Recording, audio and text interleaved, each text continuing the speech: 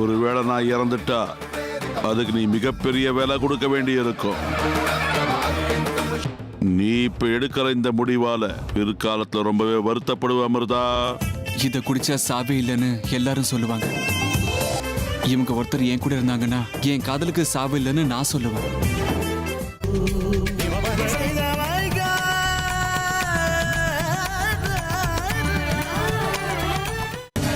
இந்த நிமிஷமே உன்னோட எல்லா சக்திகளும் அழிய போகுது.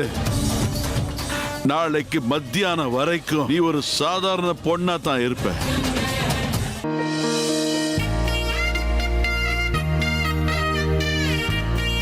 இதெல்லாம் நிஜம்தானா? இதெல்லாம் எனக்கு தான் நடக்குதா?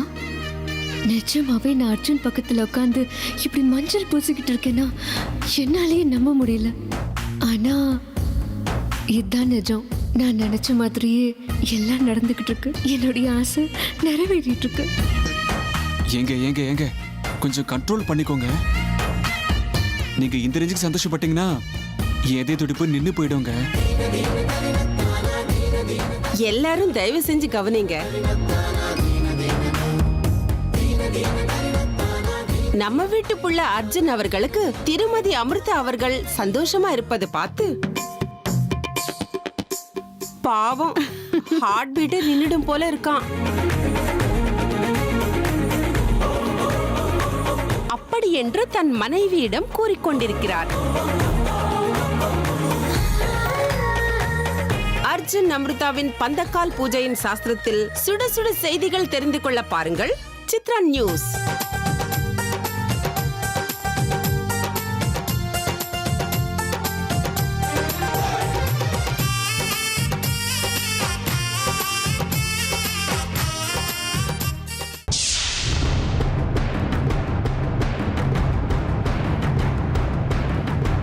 உனக்குள்ள எந்த விதமான நாக சக்தியும் இருக்க போறதில்லை. எல்லாத்தையும் இழந்து நிக்க போற.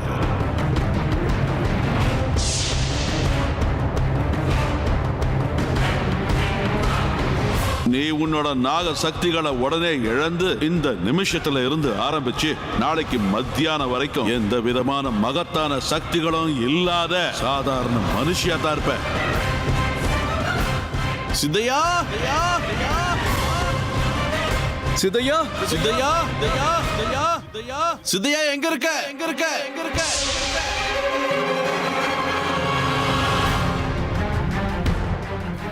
சித்தையா சித்தையா சித்தையா சிதையா சிதையா சிதையா சிதையா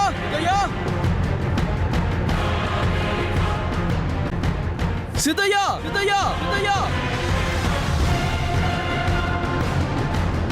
சிதையா சிதையா சிதையா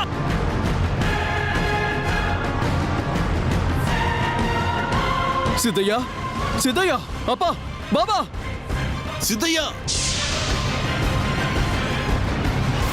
என்னாச்சு உனக்கு? எழுந்திரு சித்தையா. என்னாச்சு சித்தையா? பாபா பாபா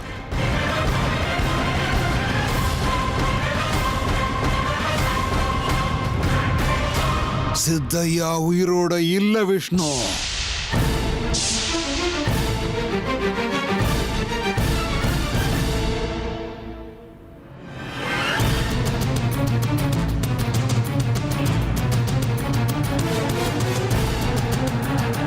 கடைசியில உன் ஆயுதத்தை பயன்படுத்திட்டல நாகராணி.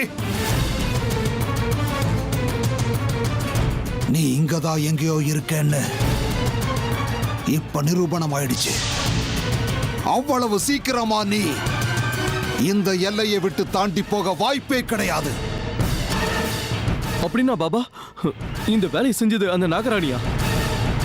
அதுல எந்த சந்தேகமும் வேண்டாம் கர்ணா. இப்படி ஒரு காரியத்தை வேற யார் செய்ய முடியும்? மொத்தத்துல எங்களை பின்தொடர்ந்து இவ்வளவு தூரம் வந்துட்டல நாகராணி. உன்னோட முயற்சியில உனக்கு ஓரளவு வெற்றி கிடைச்சிருக்கலாம். ஆனா இத உன்னோட வெற்றியா நினைக்காத. எங்க எல்லைக்குள்ள நீயா இப்ப வந்துட்ட. ஆனா இங்க இருந்து திரும்பி போறது உனக்கு அவ்வளவு சுலபமா இருக்க போறதில்ல நாகராணி. உன் கனவுல கூட அது நடக்காது. தெரியும், எனக்கு நல்லாவே தெரியும். நீ இங்கிருந்து ரொம்ப தூரம் போகலன்னு எனக்கு ரொம்ப நல்லாவே தெரியும் நாகராணி. நீ இங்க எங்கேயோ ஒளிஞ்சுக்கிட்டு எங்க நடவடிக்கை எல்லாத்தையும் கவனிச்சுக்கிட்டு இருக்கேன்னு எனக்கு நல்லாவே தெரியும். உன்னை நான் என்னோட சக்தியால எப்படி சிறைப்பிடிக்க போறேன்னு பார்த்துக்கிட்டே இரு.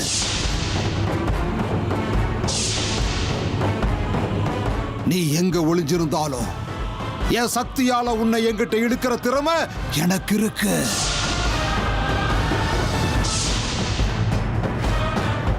இந்த பைரவங்கிற கழுகோட பார்வையில் இருந்து தப்பிக்கிறதுக்கு உன்னால நிச்சயமா முடியாது. ஜெய் மகாகாளி.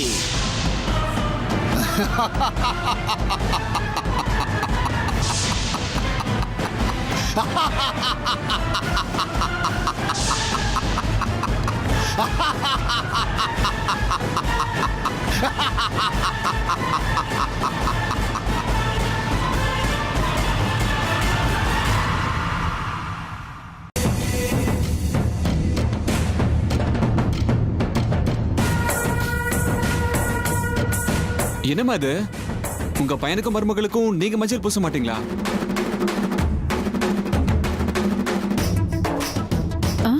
வரேன்டா, வரேன்.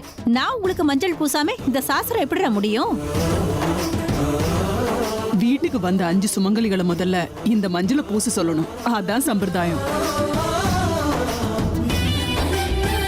அவங்க எல்லாம் முடிஞ்சதுக்கு அப்புறமா உங்க அம்மாவும் அண்ணியும் வந்து உனக்கு மஞ்சள் பூசுவாங்க. போதுமா? ஏண்டா, கல்யாணத்துல பண்ணதெல்லாம் அதுக்குள்ள மறந்து போயிட்டியா? என்னம்மா அமிர்தா, உனக்காவது ஞாபகம் இருக்கா இல்லையா?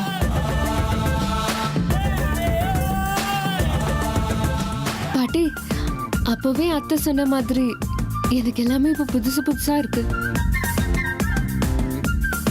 இந்த மஞ்சள், பூக்களுடைய நறுமணம், வெதுவெதுப்பான சூடுல இருக்கிற நல்லெண்ணெயோடைய வாசனை,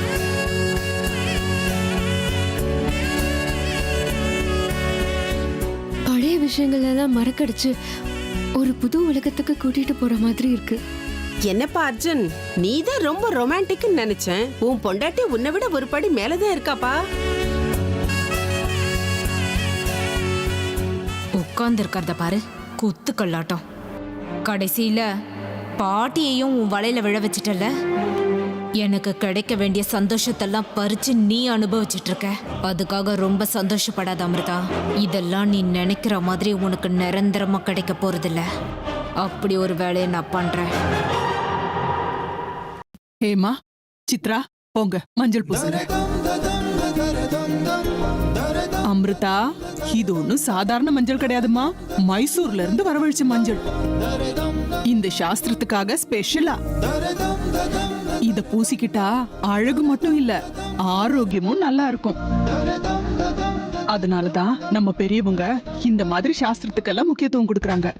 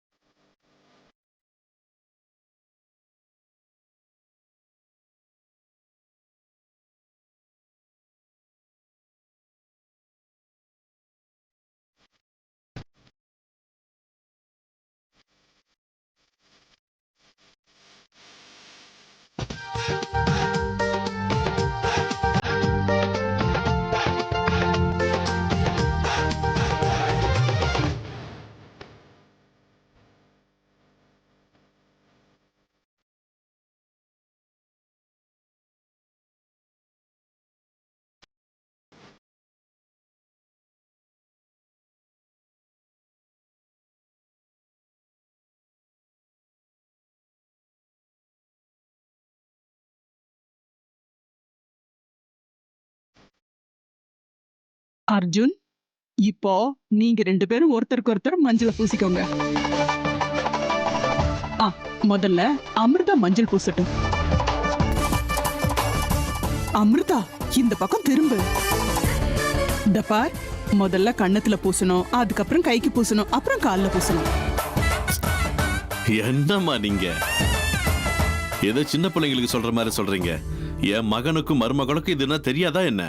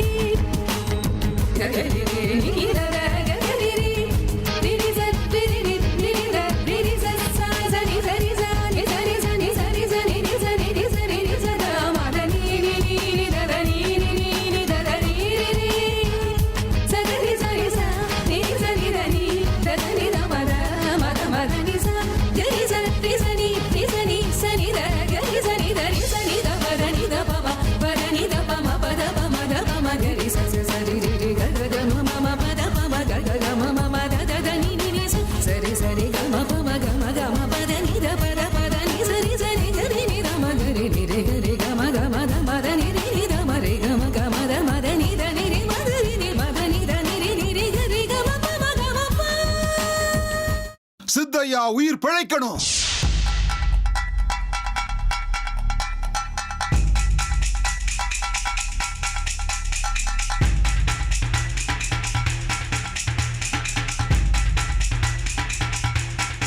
ஆமா, சித்தையா உயிர் பிழைக்கணும். பாபா, இது நடக்குமா? நடக்கும் கருணா. சித்தையா பொழைச்சே ஆகணும். சித்தையா உயிர் பழைக்கணும்னா அந்த நாகராணி இங்க வந்தே ஆகணும். அப்படின்னா சித்தையா சாவுக்கும் அந்த நாகராணிக்கும் சம்பந்தம் இருக்கு கர்ணா. சித்தையாவும் நாகலோகத்தை சேர்ந்த ஒரு நாகம்தான். இவனை கொலை செஞ்சது நிச்சயமா அந்த நாகராணி தான். ஒரு நாகத்தை உயிர் பிழைக்க வைக்கணும்னா அந்த சக்தி இன்னொரு நாகத்துக்கு மட்டும்தான் இருக்கு. இப்ப இந்த சித்தையாவை நாம உயிர் பிழைக்க வைக்கிற சாக்குல அந்த நாகராணியை சிறைப்பிடிக்க நமக்கு ஒரு நல்ல வாய்ப்பு கிடைச்சிருக்கு. அதனாலதான் நான் சொல்றேன், இந்த சித்தையா உயிர் பிழைச்சே ஆகணும். பாபா, ஆனா இதெல்லாம் சாத்தியமா? அந்த நாகராணியை நம்மளால கண்டுபிடிக்க முடியுமா? அவ இந்நேரத்துக்கு இந்த எல்லையை தாண்டி எங்கேயோ போயிருப்பால? அது அவ்வளவு சுலபம் கிடையாது கர்ணா. இந்த எல்லையை விட்டு அவ்வளவு சுலபமா தூரமா போக வாய்ப்பே இல்லை. அந்த நாகராணி எங்க இருந்தாலும் அவளை இங்க வரவழைக்கிற சக்தி இந்த பைரவனுக்கு இருக்கு. ஜெய் மகாகாளி.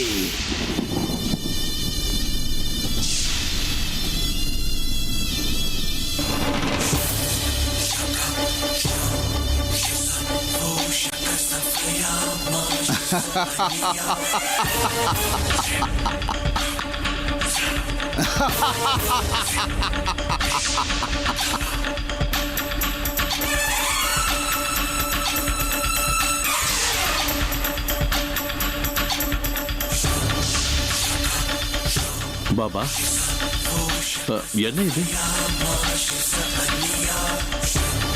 இது ரொம்பவே சக்தி வாய்ந்த நாகங்களை கட்டி போடக்கூடிய அலைக்கற்றைகள். இதோட பாதிப்புக்குள்ளாகாத நாகங்கள் இந்த பிரபஞ்சத்திலேயே பிறக்கல. இந்த அலைக்கற்றைகள் நாகராணி எங்க இருந்தாலும் அவளை கண்டுபிடிச்சு இங்க கூட்டிட்டு வரும். கிளம்புங்க அலைக்கற்றைகளே, போங்க.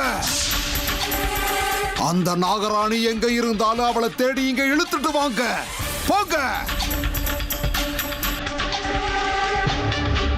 ஜெய் மகாகாளி.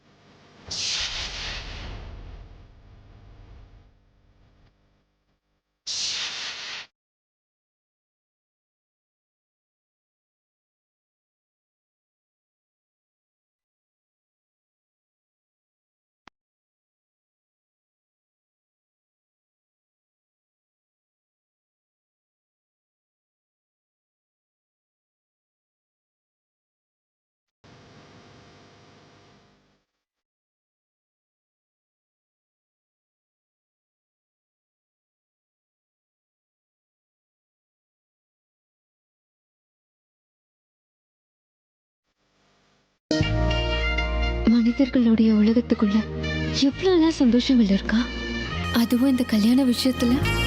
சீக்கிரமா வாங்கம்மா. ஒவ்வொருத்தரா தண்ணி ஊத்திக்கிட்டு இருந்தா லேட் ஆகும். சாவித்ரி அம்மா, என்ன சாஸ்திரத்தை முதல்ல நீங்க தானே செஞ்சீங்க, அதனால மஞ்சள் தண்ணியையும் நீங்களே ஊத்திருங்க. பாட்டி, அன்னைக்கு மாதிரி சில்லுன்னு இருக்காதுல்ல, சில்லுன்னு இருந்தா எனக்கு ஊத்த வேண்டாம். என்னடா உனக்கு தண்ணி சில்லுன்னு இருந்தா சாஸ்திரம் பண்ணிக்க மாட்டீங்களோ? நீ இப்படி சொல்லுவேன் தெரிஞ்சிருந்தா நான் கொடுத்த ஃப்ரிட்ஜில் வச்சு கொண்டு வந்திருப்பேன்.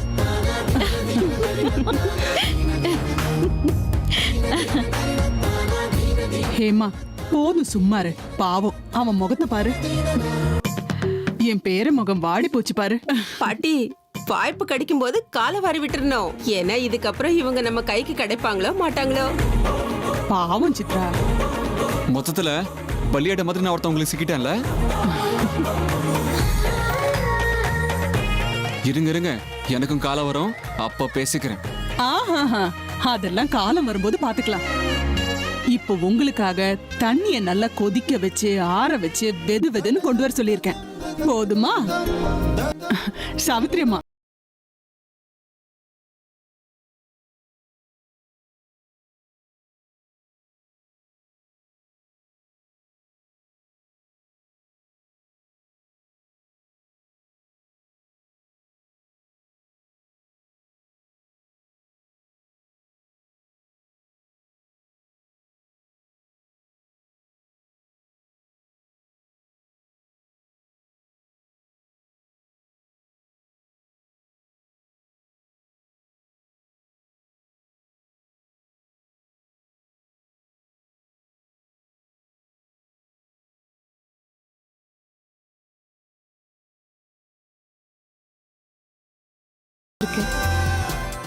என்ன மாதிரியான ஒரு அதிர்ஷ்டசாலி யாருமே கிடையாது.